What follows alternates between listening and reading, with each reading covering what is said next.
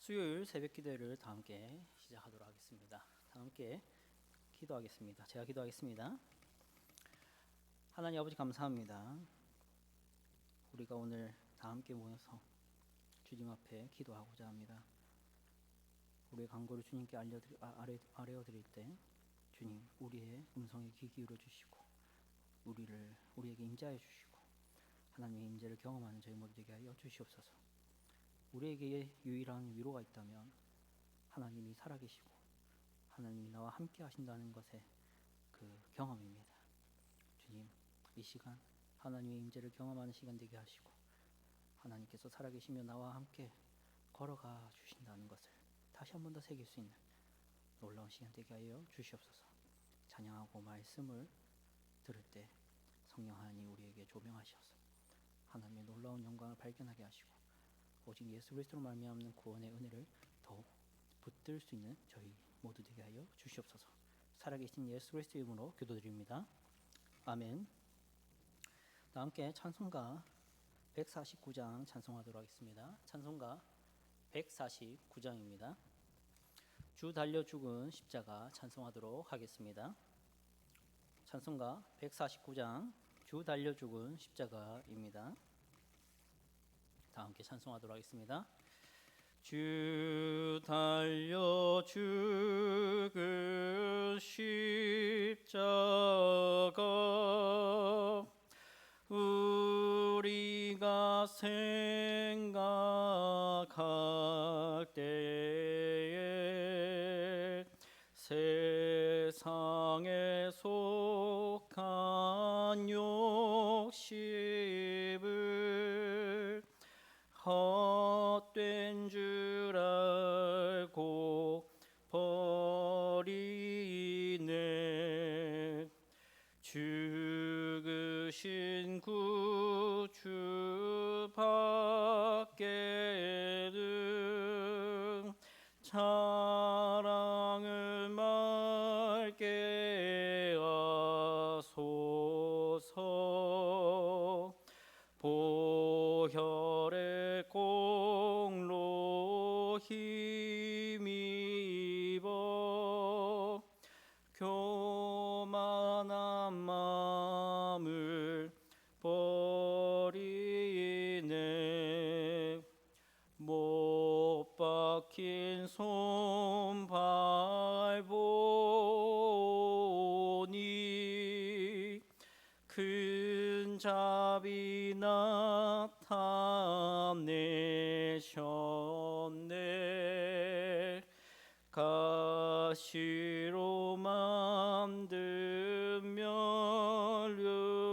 면류관 우리를 위해 쓰셨네. 온 세상 만물 가져도 주 은혜 못 따갑겠네. 놀라운 사랑 받은 나 몸으로 죄물 삼겠네.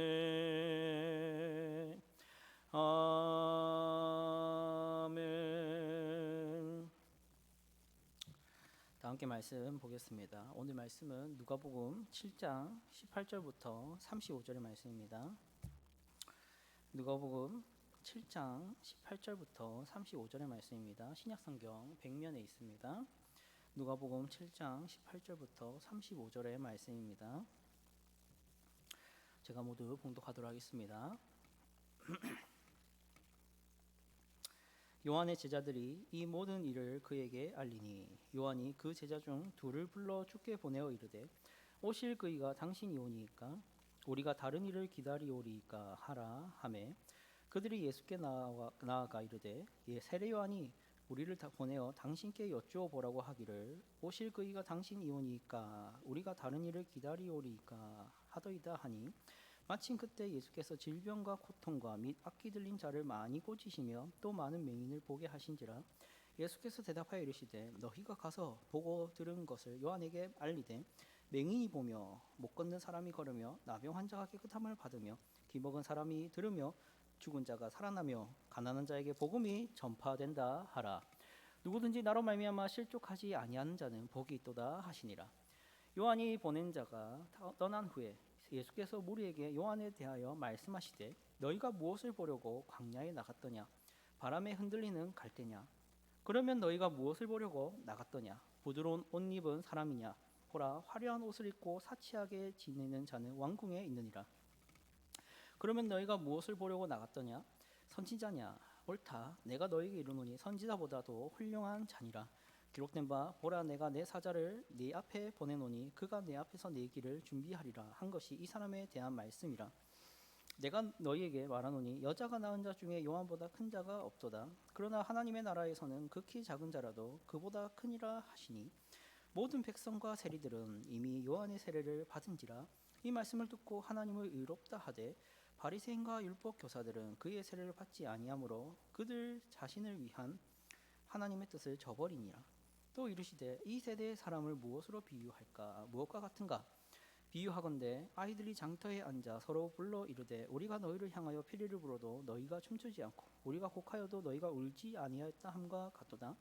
세례요한이 와서 떡도 먹지 아니하며 포도주도 마시지 아니하며 너희 말이 귀신이 들렸다 하더니 인자는 와서 먹고 마시며 너희 말이 보라 먹기를 탐하고 포도주를 즐기는 사람이요 세리와 죄인의 친구로다 하니 지혜는 자기의 모든 자녀로 인하여 옳다함을 얻느니라. 아멘. 우리가 경험하고 있는 가장 위대한 진리 중에 하나는 인과율이라는 게 있습니다. 무엇이냐면 원인이 있으면 결과가 있다라는 것이죠. 잘하면 잘 되는 거고 잘 됐으면 잘 했던 거고, 이게 우리가 경험하는 가장 위대한 진리죠. 위대하다고 제가 평가했지만 사실 엄밀히 말해서 이게 좋은 것이냐 꼭 그렇지는 않습니다. 우리가 이것을 우리의 진리로 삼았을 때 우리는 이 원리가 우리의 신앙관을 잘못되게 만드는 경우를 많이 발견합니다. 신앙관을 어떻게 가지느냐? 결과를 보고 그 과정을 평가하게 되는 신앙을 가질 수 있는 것이죠. 잘 되면 잘 했던 것이 되고 잘 했으면 잘 돼야 되는 것이 되는 겁니다. 이러한 문제가 가장 첨예하게 갈등되는 구약의 성경이 있다면 욥기서죠. 욥기에 보시면 욥이 고통을 당하고 재산을 당진하고 가족이 죽고 그리고 아내도 욕하는 것을 보고 욥의 세 친구들이 와서 위로를 하지 않습니까? 그때 욥의 세 친구의 원리는 뭐냐면 네가 결과를 봐라. 너가 뭔가 잘못했을 거다. 이런 식으로 들이밉니다. 그랬을 때 이 욥은 이해가 안 되는 것들이 많은 거죠. 결국에는 그 욥기가 말하고자 하는 것은 욥의 세 친구들이 틀렸다라는 것입니다. 자, 여러분, 이러한 신학을 무슨 신학으로 하느냐? 인과응보의 신학이라고 합니다. 잘했으면 복을 받고 못했으면 벌을 받는다. 이게 인과응보의 신학이죠. 자, 여러분, 오늘 본문에서 바로 그 문제를 다루고 있습니다. 우리가 언뜻 보면은 이게 무슨 인과응보의 신학을 다루고 그런 어떤 철학적인 이야기를 하고 있는 것 같지는 않다라는 생각이 문득 들겠지만 한번 함께 살펴보도록 하겠습니다. 일단은 18절에 보십시오. 요한의 제자들이 이 모든 일을 그에게 알렸다라고 합니다. 여기서 이 모든 일이 어떤 일입니까? 그것은 앞에 나오는 본문들의 일들이겠죠. 앞에 무슨 일이 있었습니까? 예수님이 과부의 아들을 살려줍니다. 또 백부장의 종을 고쳐주십니다. 그러니까 고치는 일과 살리는 일을 하셨습니다.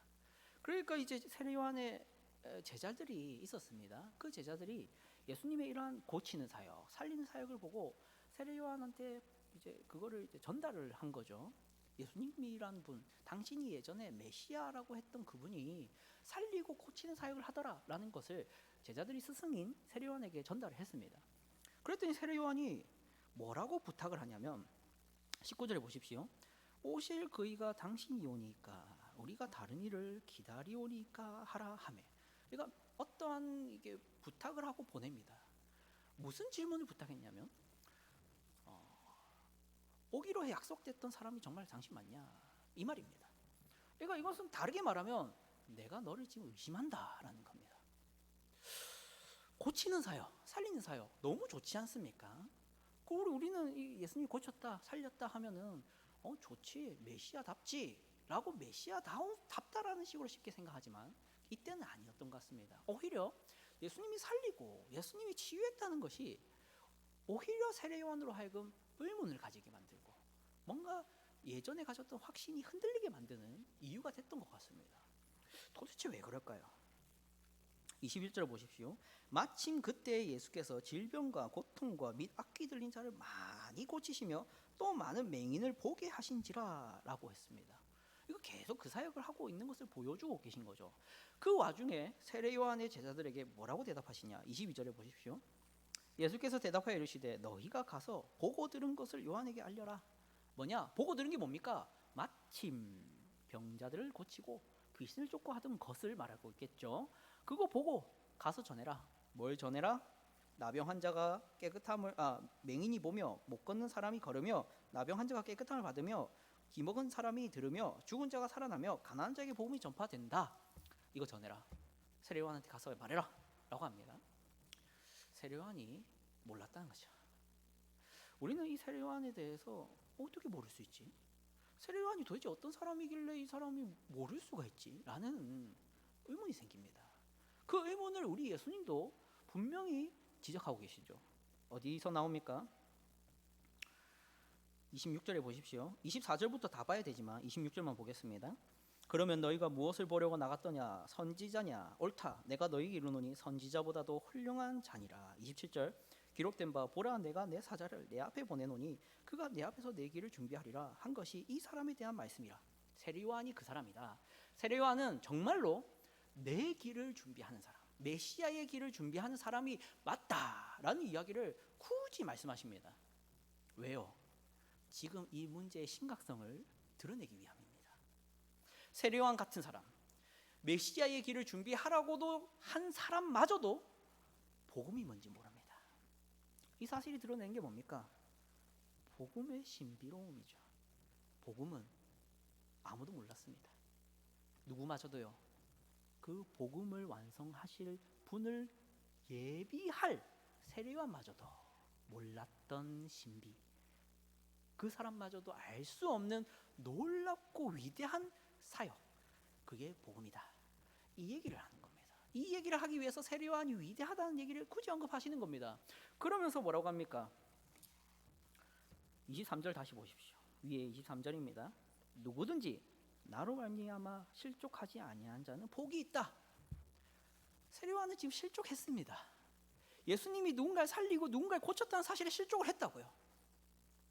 그러나 나의 이러한 사역들, 누군가를 살리고 고치는 이 사역들로 인해서 실족하지 않는 사람이 복 있는 사람이다. 왜요? 복음을 아는 사람이기 때문입니다. 자, 복음을 아는 사람, 복음을 모르는 사람 두 종류의 사람이 있겠죠. 그게 어디서 나타납니까? 29절과 30절입니다. 보십시오. 29절과 30절. 29절 모든 백성과 세리들은 이미 요한의 세례를 받은지라 이 말씀을 듣고 하나님을 의롭다 하되 30절 바리새인과 율법 교사들은 그의 세례를 받지 아니하므로 그들 자신을 위한 하나님의 뜻을 저버리니라. 아멘. 두 종류의 사람이 나오죠. 복음을 아는 사람, 복음을 모르는 사람 이렇게 나옵니다. 물론 그들도 복음을 알았다는 게 아닙니다. 알게 된 거죠. 뭘 통해서요? 내가 세리인데. 세리가 뭡니까? 죄인이죠. 당시의 신학이 그랬다 했지 않습니까? 제가 왜 맨 앞에 인과응보 신학을 얘기했냐? 인과응보 신학이 뭡니까? 원인이 있으면 결과가 있고 네가 잘못을 지었으면 넌 죄인이고 죄인이면 넌 당연히 저주스러운 결과를 맞이해야지. 이게 인과응보잖아요. 잘한 사람이 칭찬받고 잘한 사람이 의롭다함을 받는 거 이게 인과응보의 신학이잖아요. 그런데요. 세리가 예수님께 부름을 받았다고요. 매국노가요. 그리고요. 맹인이 봤다고요. 맹인이 본 게 뭐가 문제입니까? 맹인은 죄인입니다, 여러분. 우리의 기준으로 들이밀면 안 됩니다. 당시의 기준으로 생각해 보세요. 이들의 신학은 인과응보의 신학입니다. 그럼 맹인은 저 사람 왜 못 보는 겁니까? 그 사람의 어미 아버지가 죄를 지어서 혹은 그가 뭔가 죄를 지었겠지. 이렇게 신학을 가졌다고요. 신학 자체가 그랬다고요. 하나님을 오해했다고요. 누군가가 고통받고 누군가가 가난해지는 것 자체도 죄인이라 봤습니다. 그들이 가난해진 이유가 뭡니까? 우리는 구약 성경에서 보잖아요. 누가 궁핍해지고 누가 가난해집니까?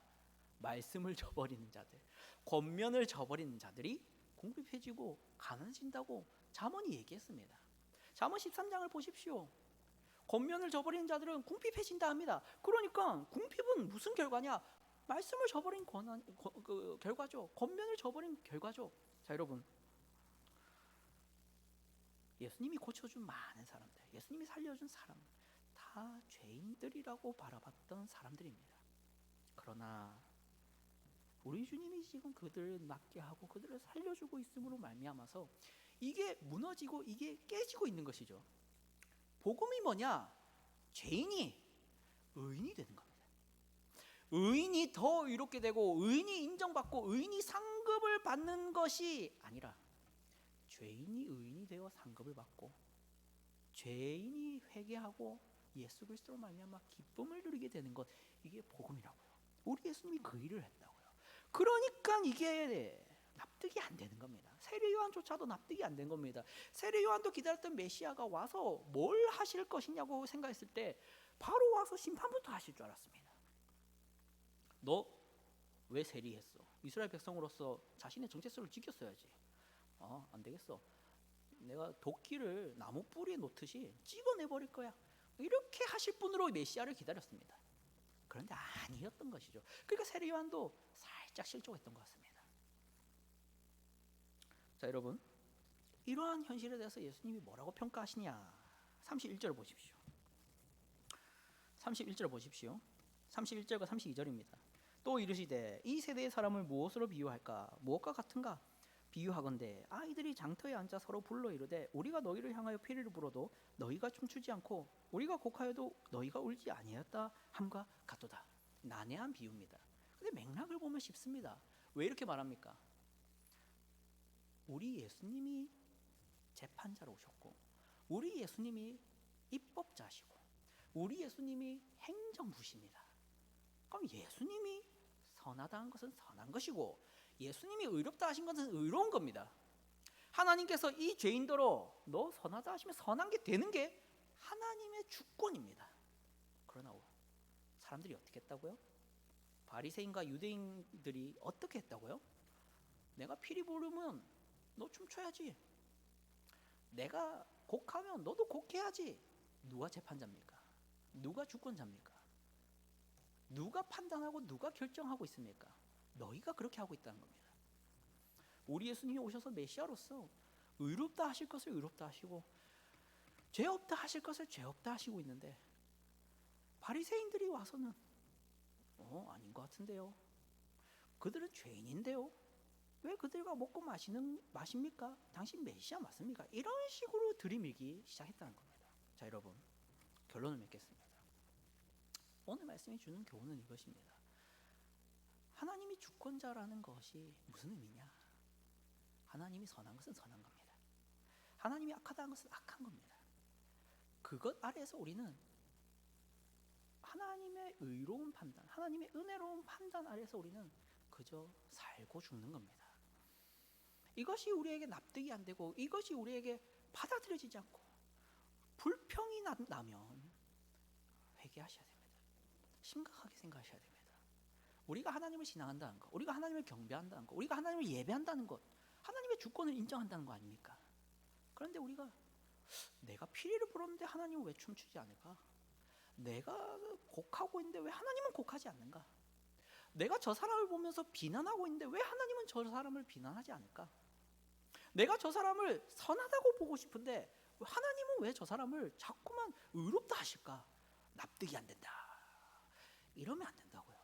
우리는 피조물이고 우리는 하나님의 백성이고 우리는 그분의 종이라고요. 그분이 가라면 가고 그분이 서라면 서고 그분이 입 다물라면 입 다물고 그분이 입을 열라면 여는 것, 이게 하나님과 우리의 관계라는 것, 이걸 잊지 마시고 우리의 이런 인간부의 신학을 마구 들이밀지 말고, 틀린 게 아니라 마구 들이밀지 말고 그럼에도 불구하고 선하다 하시는 하나님의 인간보를 넘어서는 초월적인 선택, 잘한 자를 칭찬하고 못한 자를 벌 주는 것을 넘어서는, 못한 자도 의롭다 하시고 못한 자도 칭찬하시는 하나님의 이러한 선하심에 굴복하시는 여러분 되시길 주님의 이름으로 축복합니다. 기도하겠습니다. 하나님 아버지 감사합니다. 우리가 오늘 함께 모여서 누가복음 7장의 말씀을 함께 살펴보았습니다. 그렇습니다. 우리가 종이고 하나님이 주인이라는 사실을 다시 기억하게 하여 주시옵소서. 우리가 선하다 생각하는 사람을 하나님이 악하다 하신다면 악한 줄 알고, 우리가 악하다 생각하는 사람, 죄인이라 생각하는 사람, 저 사람은 구원받지 못할 것 같다라는 사람을 하나님이 구원하시겠다 하면 그런 줄 알고 그 사람의 형제로 받고 그 사람을 우리의 친구로 받고 우리의 신앙 공동체 일원으로 받고 할 수 있는 그런 겸허한, 겸손한, 하나님 앞에 엎드리는, 하나님을 경배할 줄 아는 그러한 신앙인 우리 모두 되게 하여 주시옵소서. 살아계신 예수 그리스도의 이름으로 기도드립니다. 아멘. 주기도문 하심으로 오늘 수요일 새벽 기도를 마치도록 하겠습니다. 주기도문 하겠습니다. 하늘에 계신 우리 아버지여, 이름이 거룩히 여김을 받으시오며 나라가 임하시오며 뜻이 하늘에서 이루어진 것 같이 땅에서도 이루어지이다. 오늘 우리에게 일용할 양식을 주시옵고 우리가 우리에게 죄 지은 자를 사하여 준 것 같이 우리 죄를 사하여 주시옵고 우리를 시험에 들게 하지 마시옵고 다만 악에서 구하시옵소서. 나라와 권세와 영광이 아버지께 영원히 있사옵나이다. 아멘.